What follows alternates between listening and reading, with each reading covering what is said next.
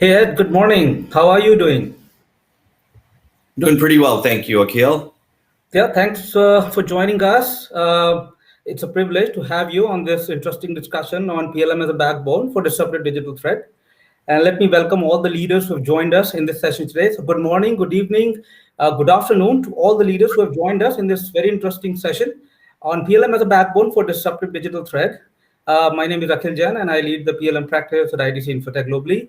And with me, we have Mr. Adnan Ghauri, Director Enterprise Architecture at Baker Hughes for PLM.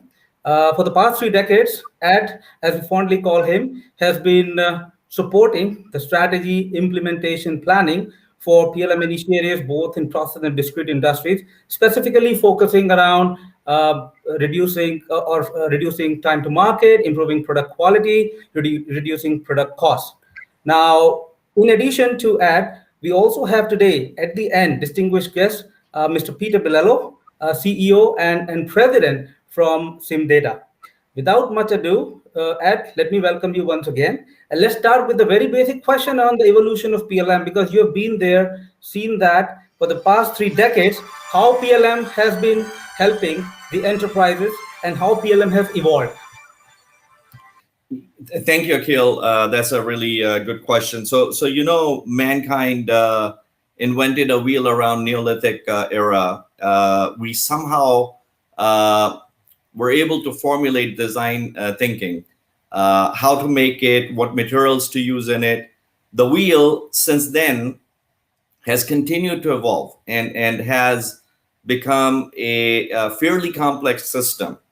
Today, a wheel is used in many applications and is a critical element of many systems definitions. For instance, a vehicle wheel is part of tire pressure monitoring system, suspension, braking system, and many other control systems.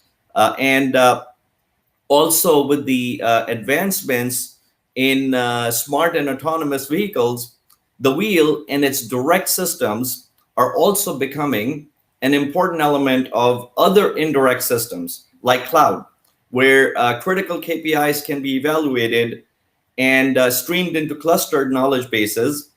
AI algorithms then have the ability to simultaneously analyze and repurpose this clustered knowledge, which can be used for traffic control and coordination, and in conjunction with more complex systems of systems, such as smart cities. Here, we're using plural for both references of systems intentionally. So we have come a long way from a wooden wheel to a very complex system of systems. Of course, the first wheel was fairly simple, but it wasn't perfect either. It had to be continuously improved to become a fragment of a very complex system today. These complexities are requiring more validations across both direct and indirect dependent systems. The wheel design model today has to fit into a much larger picture so that other dependent functional domains can start as early as possible and they can start to reflect their interfaces with the wheel.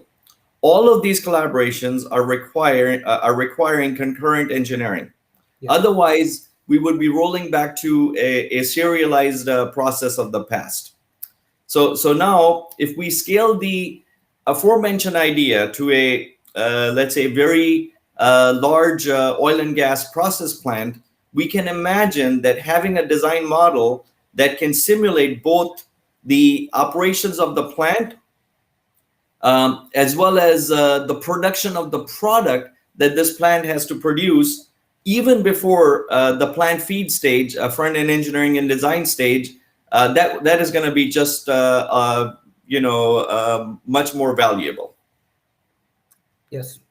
So well said. Yes, I think. Ed, now, if you see a simple thing like or simple part like a wheel today has become very complex in a way that it is impacting not only the system it itself belongs to, but also the larger systems of systems, as you rightly said, for example, smart cities. But the point is how this complexity is being managed. Is PLM enabling the management of this complexity?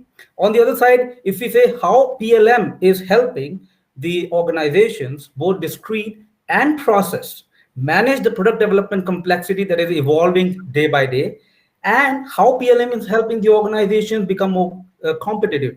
Well, as we see, I also see a question coming, which is a little complementary to this. The question says, talks about how PLM is actually helping the organizations meet their business objectives, or let's say reduce their business challenges. Your views, please. Okay, great. So I hear you have about two, maybe 2.5 questions. Yeah. The first one is around how is PLM helping the enterprises, and perhaps the second one is around the competitiveness. Competitiveness. How is PLM helping to be competitive? Yeah. Okay, so let's go back to the evolution for a minute. So the evolution of PLM has been on our minds since mankind first invented the wheel.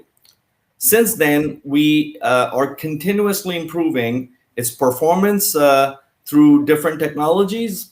And today, we're thinking of how disruptive technologies can take us to the next level of maturity.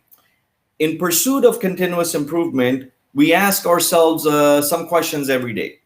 How does my company stay competitive?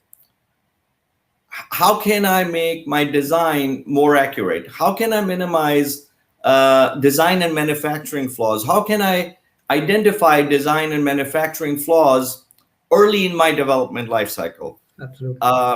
What can I do to make collaboration between engineering, manufacturing, and sustainment smoother and livelier? And what steps do I take to make my design, meaning the virtual model, reflect the production, meaning the physical model, and vice versa? How do I ensure that the changes flow, and propagate bidirectionally across both the virtual world and the physical world? Yes. Then also, how do I enable traceability and leverage key learnings, starting from understanding customer requirements all the way to measuring their experience in one single filament of knowledge?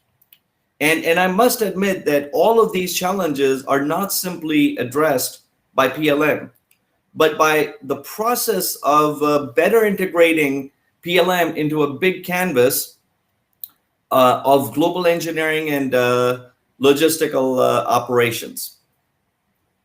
So now let's focus on the second part of the question around competitiveness of PLM. So we know that all product definition, design, manufacturing techniques, everything related to the product is managed really well today in PLM. And that's for each of the system domains, whether it's mechanical, electronics, or software.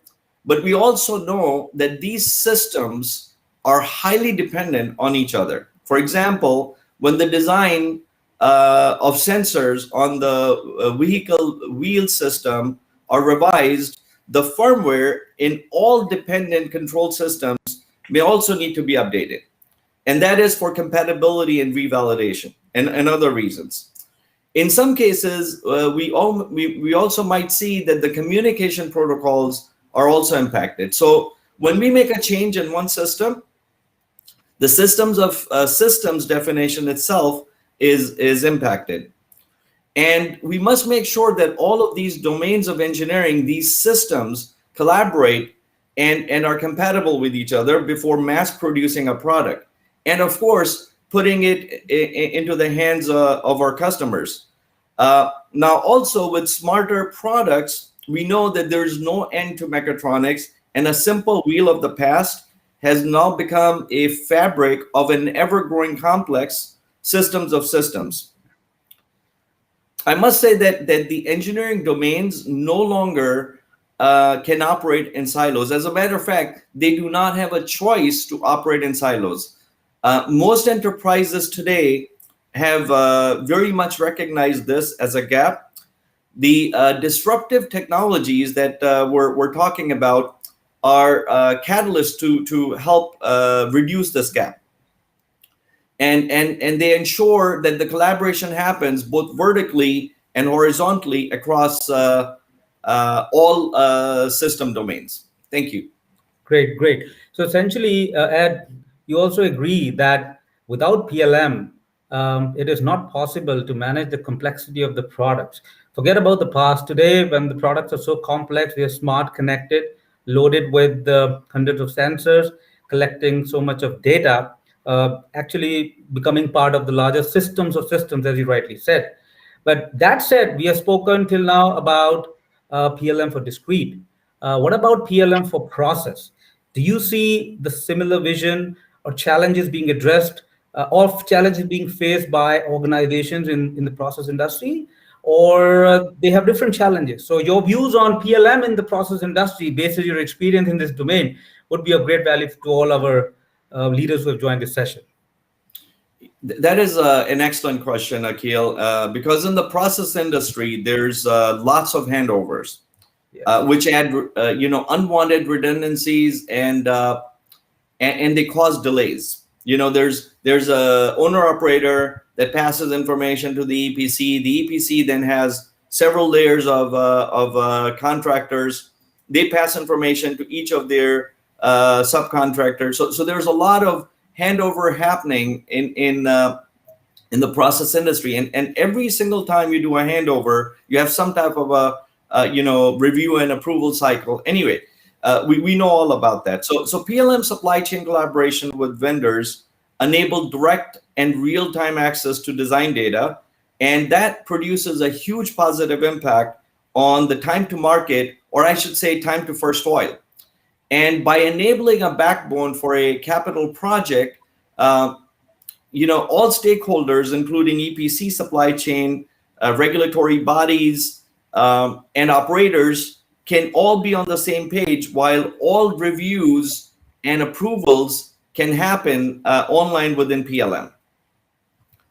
And let me share an anecdote from my past here to kind of share how this process industry has also changed in the past few years. So many years ago, when disruptive technologies such as IoT, Internet of Things, AR, VR, cloud, and AI were not in the mainstream use, I was having a discussion with a group of very talented executives from an oil and gas company in Saudi Arabia.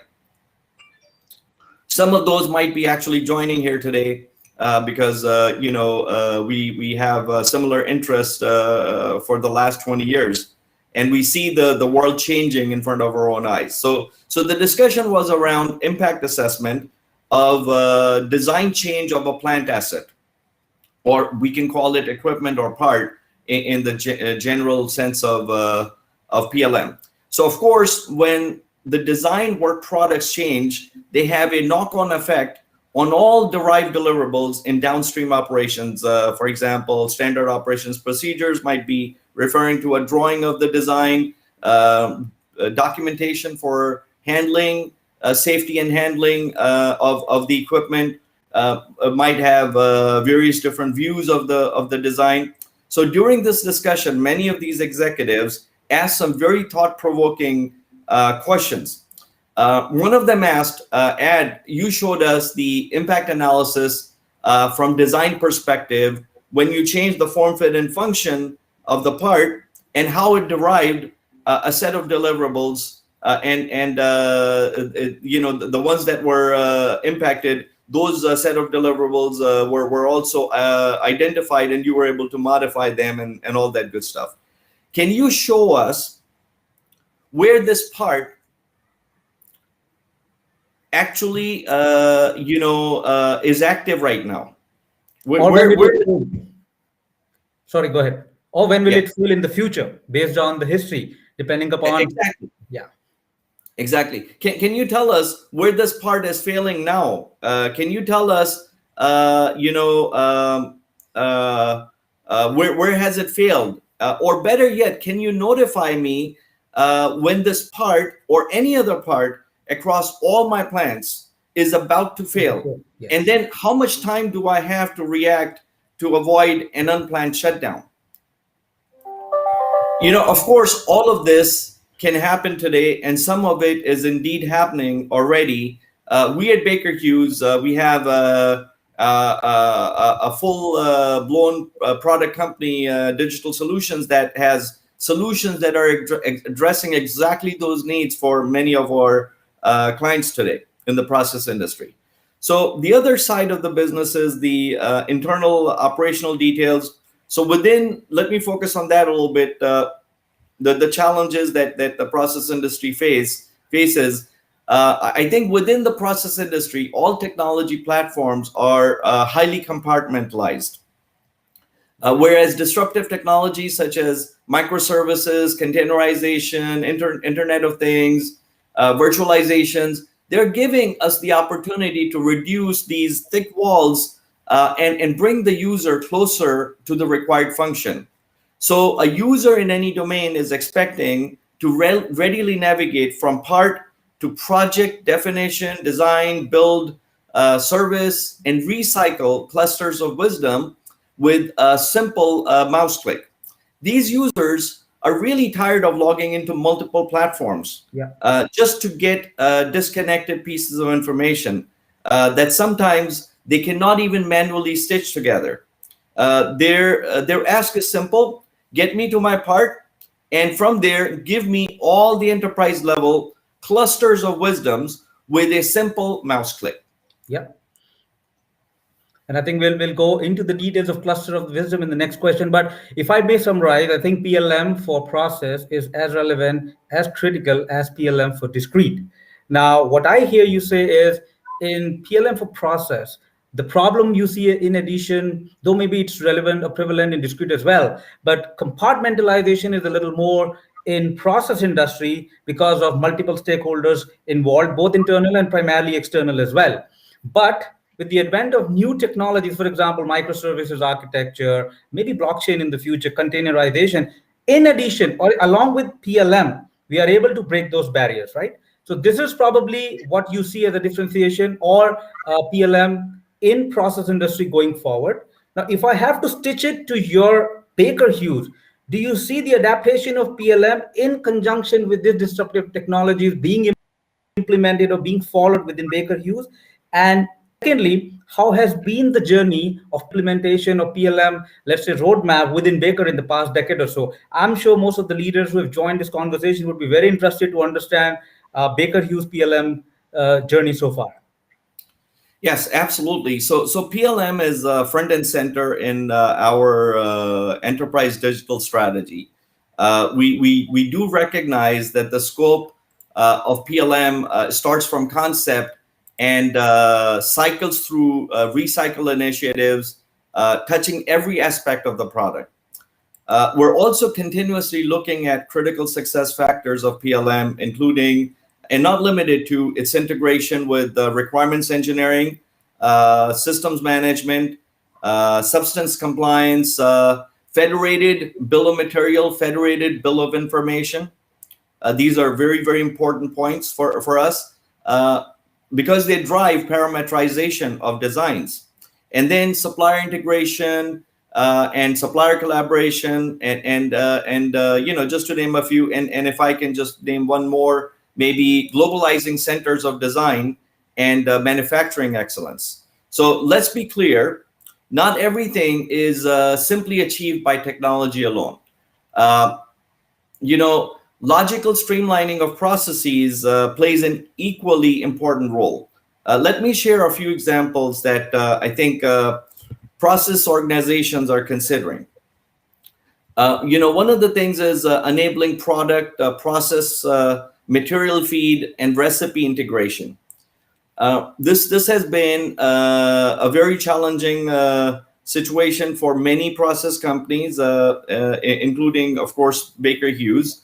And this can be done in PLM by maintaining logical relationships between product structures, production processes, material management, and resource planning.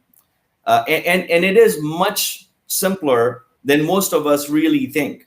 Let me take an example of a simple pump at a functional location, let's say pump 101.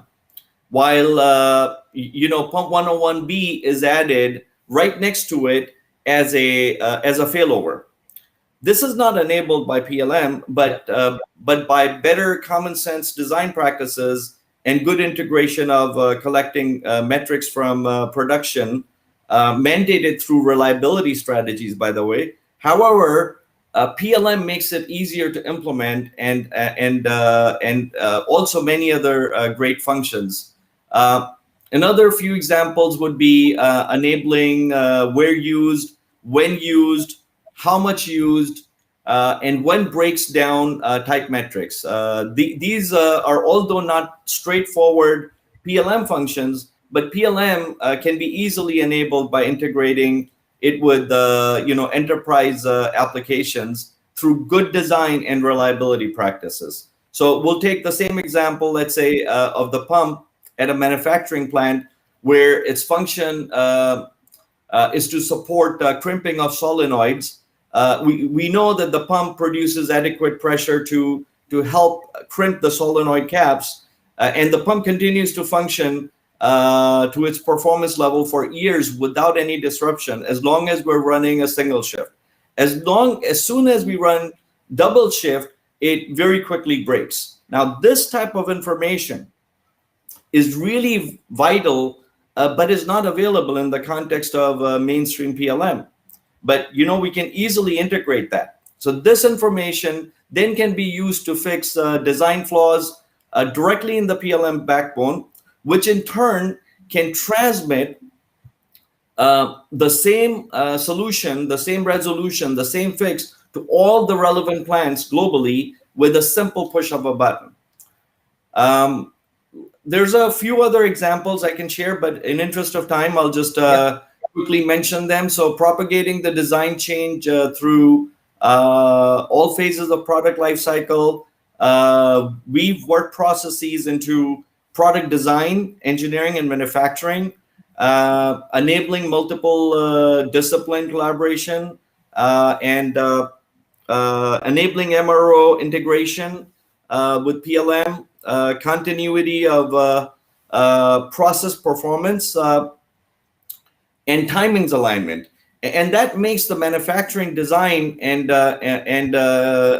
logistics functions work like you have spent the entire can of WD-40 on it. Back to you, Akhil. Thank you.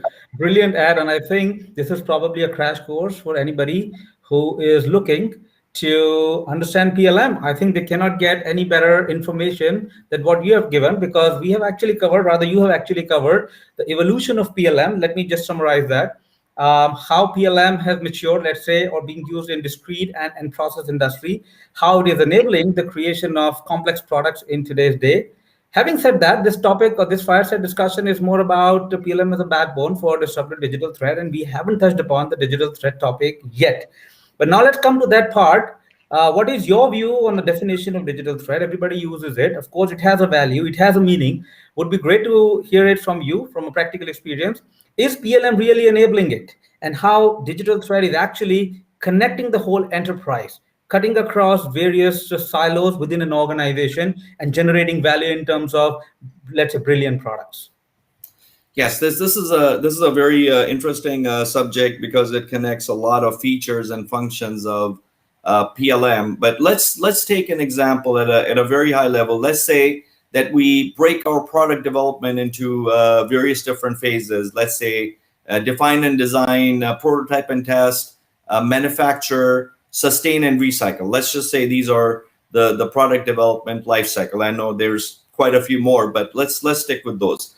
So what happens is that as the information progressively matures from left to right, and as any flaws that are fed back from right to left, meaning manufacturing, service, sending feedback to design, and then along with each of the resolutions and solutions, all of this information is smartly stored in the PLM backbone.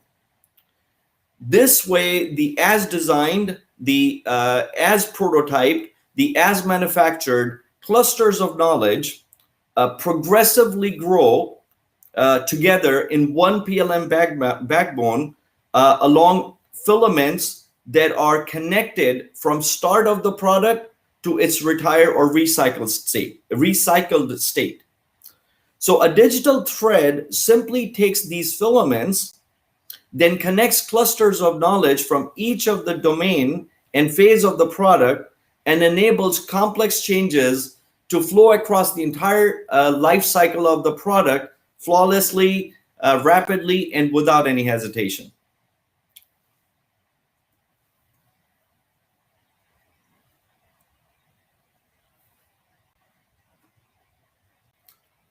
And I think there's a few other things, Akhil, but I think in interest of time, if you want to move on to the next question. Sure.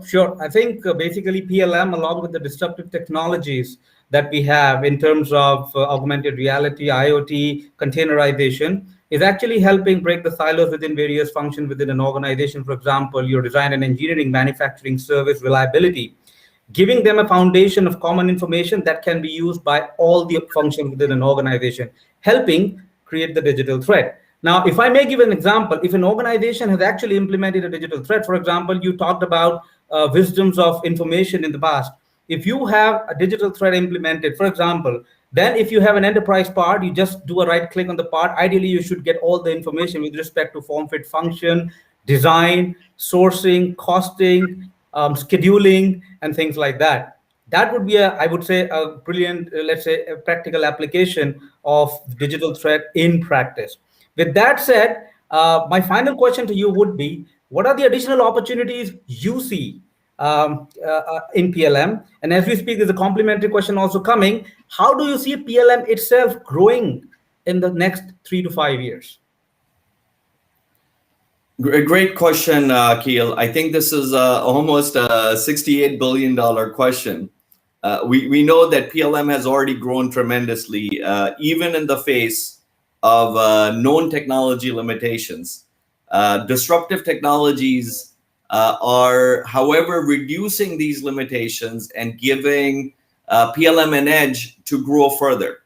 According to SIM data, PLM market, which is currently operating around $50+ billion, is expected to grow another $18 billion, $18 billion by 2024.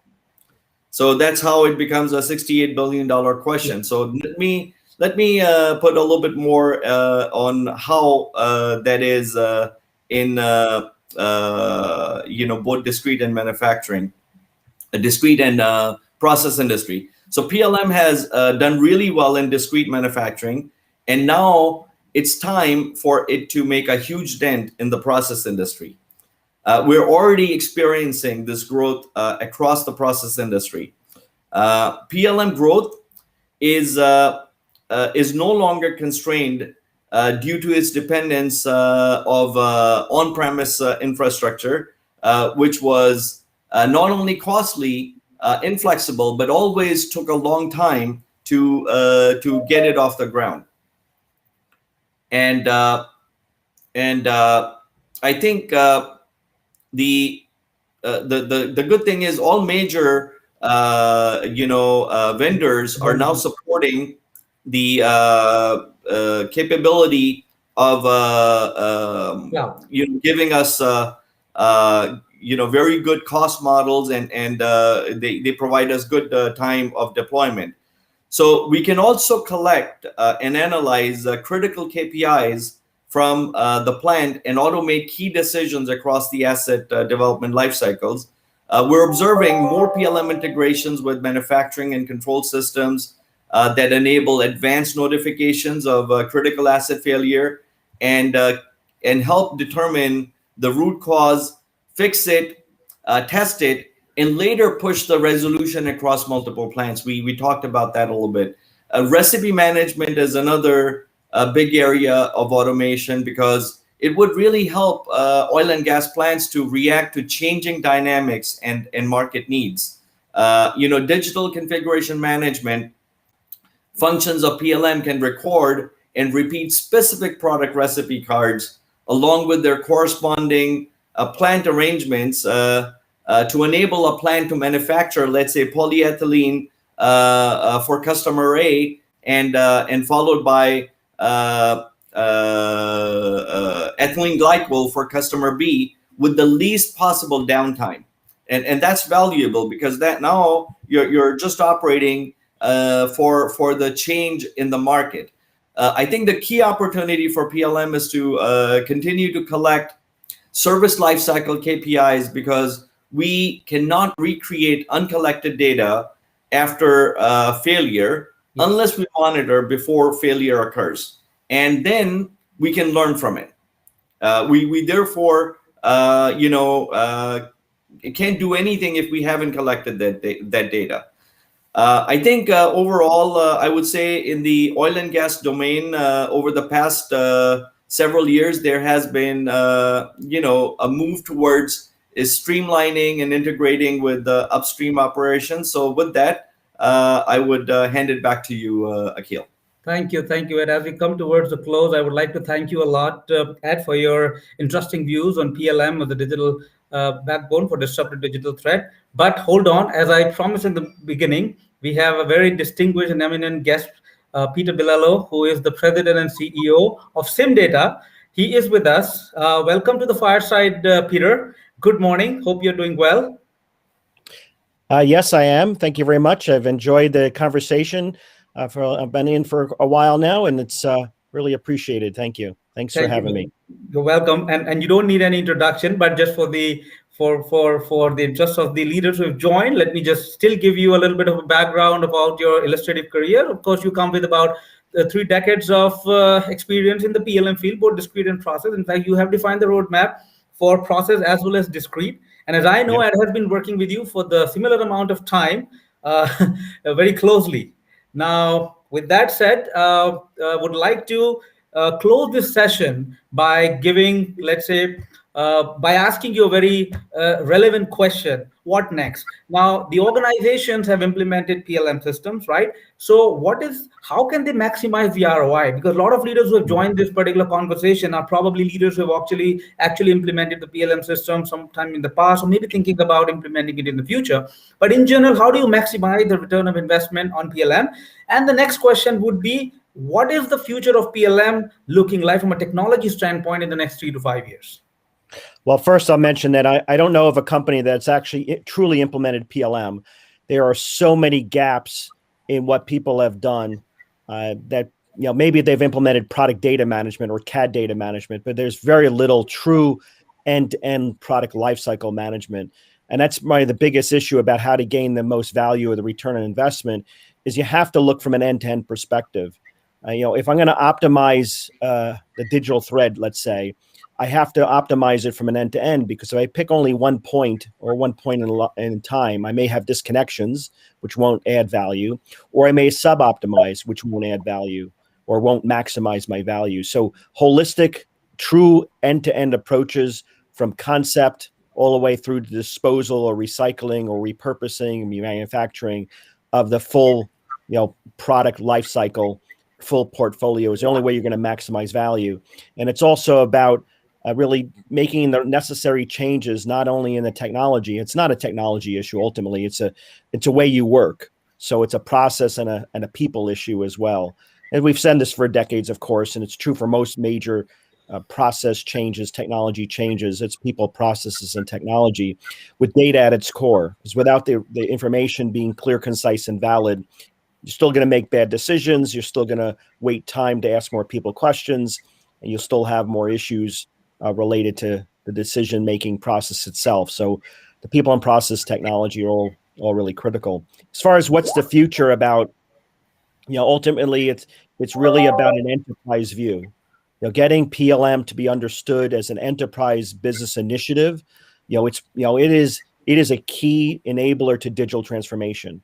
I don't know of a company of any industry where product data isn't at its core. I mean, the reality is all companies, including SimData for that matter, deliver information that's been transformed into something, a service, a product, whatever it might be. So we all, and again, all organizations of any kind really have that information at its core of the business. And then we apply people and money and other things to that information, then obviously to go deliver that in some more physical form to industry. But that appreciation at the enterprise is quite critical. And I think that's really the future. And I think as we see COVID and the global pandemic has made a lot of organizations have a better appreciation of remote working, of course. And as a result of that, it's about collaboration. It's about data management. It's about workflow management. Really about driving the business in the interaction of people and information within the context of processes and what the business is trying to do.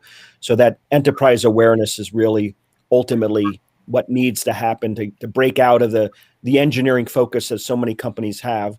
While it's not bad in itself, it's only part of the life cycle. Well, that's what we're expecting. We certainly see it, as Ad already mentioned. The market actually grew last year slightly, despite the pandemic, and that was a little bit surprising to us. And it's over 50 billion, as Ad mentioned, globally. And that's a quite healthy market. The fact that it continues to grow year to year, even in a downturn for most other industries, it actually grew again. So we're very excited. The future is bright, and there's a lot of opportunities, even for companies that think they've done PLM. Yeah, there's a lot more that they can do. And you touched on some of the special things that are going on around AR and VR and AI and all kinds of other capabilities that are out there to deliver additional value. Great. Thank you. Thanks a lot, Peter. I think your closing comments are probably icing on the cake. And with that, we actually come to the closure of our fireside chat. Again, I would like to thank you for your time and Peter for finding time for joining us today. I think we have been able to answer a few questions that came, but I see a few more questions. I will request all the leaders, if you have questions, you can directly send it to us as well, and we'll be happy to respond back to you. Again, thanks a lot and have a nice day. Bye-bye. Very good. Thank you. Bye-bye. Thank you, everybody, for joining. Bye-bye. You're welcome.